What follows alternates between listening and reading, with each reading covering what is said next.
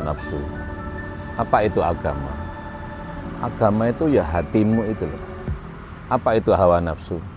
Keinginan dirimu. Nah, apakah ini jelek? Tergantung. Bila keinginan dirimu itu bertemu dengan agama yang ada dalam hatimu, maka nafsu pun menjadi baik. Namanya nafsu mulhamah, mutmainnah, radiyah, mardiyah, kamilah. Tapi kalau dia lepas dari agama, dia akan menjadi nafsu ammarah bisu, akan menjadi lawamah. Sehingga cenderung untuk kepentingan dirimu sendiri, bukan kepentingan agama. Nabi sendiri mengatakan, inna hadzal dina yusrun. Sungguh ketahuilah agama ini mudah sekali. Allah menghendaki yuridu bikumul yusra wala yuridu bikumul usra walitukmilu iddah, dan seterusnya itu. Allah menghendaki kamu itu mudah, tidak menghendaki kesulitan. Maka ambillah yang mudah. Apa mudah itu? Ya kamu ikuti hatimu yang baik gitu. Keinginan dirimu pertimbangkan dengan hatimu. Itulah agama. Keinginanmu itu dipertimbangkan oleh hatimu. Itulah agama. Allah menyatakan juga dalam firman-Nya surat Al-Kahfi, surat ke-18 ayat 28-29. Wasbir nafsaka ma'alladzina yad'una rabbahum bil ghadawati wal 'ashyi yuriduna wajhah wala ta'du 'ainaka 'anhum turidu zinatal hayatid dunya wala tuti' man aghfalna 'an dzikrina wattaba'a hawa. Ini udah, kamu nggak usah pikirin orang-orang yang sekitar kamu yang mengikuti hawa nafsumu. Kamu ikuti dirimu, yang dipertimbangkan adalah hatimu. Ya toh? Ayat berikutnya kan wattaba'a hawa, ya toh? Wa kana amruhu furuta. Kalau mengikuti hawa nafsu itu gimana? Gundah gulana, nggak enak karena tertekan dan lain sebagainya. Kenapa? Karena al-haqqu mir rabbikum. Ya toh? Wa qulil haqqu mir rabbikum. Faman syaa falyu'min wa man syaa falyakfur. Artinya apa? Bahwa kamu mau percaya atau tidak percaya, itu ya dirimu sendiri aja. Nggak ada urusannya dengan orang lain. Orang lain pun nggak tahu kok kalau kamu itu percaya atau mengingkari. Jadi nggak usahlah kamu bingung dengan urusan orang lain. Sekarang pertanyaannya, lalu kenapa beragama itu menjadi sulit dan menjadi rumit, bahkan sering menjadi perdebatan? Ya karena salah urus itu. Kenapa salah urus? Ya karena sebenarnya yang diurus oleh agama itu diri kita sendiri. Lalu kita pertanggungjawabkan kepada Tuhan oleh diri kita sendiri. Nah, tentu di dalam agama itu kan ada simbol-simbol yang bersifat ritualistik ya, atau ibadat, peribadatan. Orang sama-sama sholat, misalnya kalau ibadat itu dimaknai sholat atau ritual itu sholat misalnya.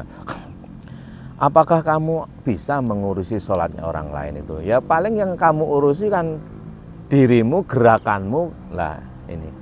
Kenapa kamu takbiratul ihram itu kok begini? Sementara ada orang yang enggak. Kalau kamu mengurusi orang itu enggak ketemu. Lalu kenapa orang itu kok takbiratul ihram misalnya mengangkat kedua tangan, ada yang begini, ada yang hadfal mangkibeh, ada yang tidak. Ya karena yang diyakini adalah demikian itu. Lalu kenapa dia meyakini? Karena pengetahuan tentang takbiratul ihram yang ia pelajari semacam itu. Maka pengetahuan ritualistik itu mengantarkan kepada praktek. Praktek itu oleh karena didasarkan pada keyakinan.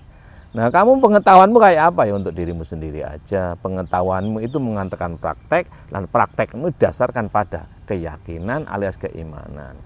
Oleh karena itulah maka kalau ini kau salah gunakan untuk mengurusi orang lain, untuk mengawasi orang lain, jadinya itu bukan agama. Jadilah agama itu menjadi rumit, padahal agama itu sangat mudah. Kalau sangat mudah, maka kamu akan bisa menyempurnakan agama pada dirimu. Kalau agama itu sulit, maka kamu pasti tidak bisa menyempurnakan. Maka Allah tegas sekali menyatakan, yuridullah bikumul yusra, wala yuridu bikumul usra. Untuk apa? walitukmilul iddata walitukabbirullaha ala ma hadakum wala'allakum tashkurun. Ini biasa dikutip oleh mubalek ya, berkenaan dengan apa? Tentang puasa surat Al-Baqarah ayat 185 ini.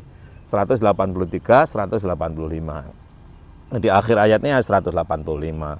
Itu ditegaskan semacam itu, walitukmilul iddah. Kenapa agama itu Allah mengendaki yuridullah bikumul yusra, Allah mengendaki pada dirimu itu kemudahan.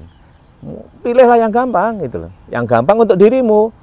Terus dirimu gampang itu untuk dirimu, bukan untuk ngurusi. Gampang ini loh, gampangmu dengan gampang orang lain berbeda gitu. Wala yuridu bikumul usra, Allah sama sekali tidak mengendaki kamu itu kesulitan. Nah, kesulitan bagi kamu itu bisa jadi kemudahan orang lain, maka jangan ngurus orang lain. Untuk apa?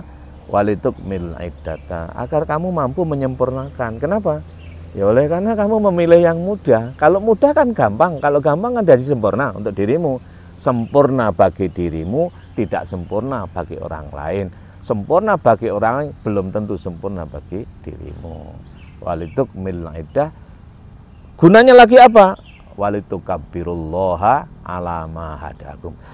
Agar ketika kamu menjalankan ritualistik itu karena alhamdulillah sempurna terlaksana karena milih yang mudah, itu kamu nggak menjadi sombong.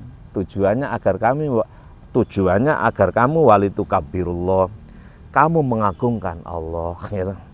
Ala ma hadakum, itulah inti daripada beragama itu sesuai dengan apa yang ditunjukkan oleh Allah kepadamu. Untuk apa?